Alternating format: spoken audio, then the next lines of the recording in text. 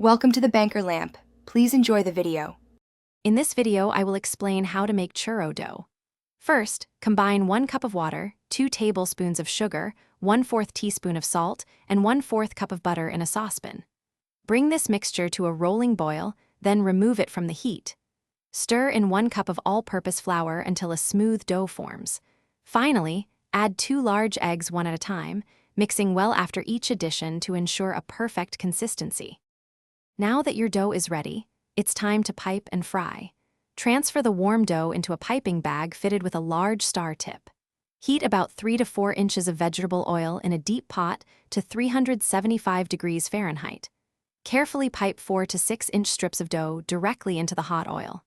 Fry the churros for 2 to 3 minutes per side, or until they achieve a beautiful golden brown color and are crispy.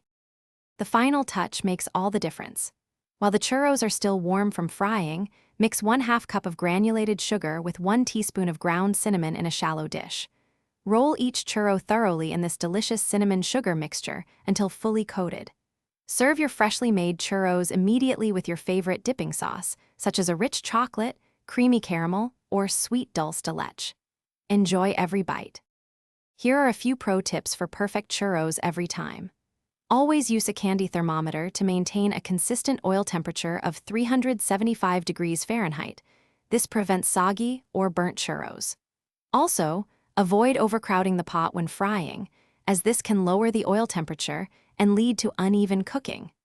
Remember to check the description for a link to Little Tree's black ice and other great deals. Experiment with different sugar coatings or glazes to find your favorite variation.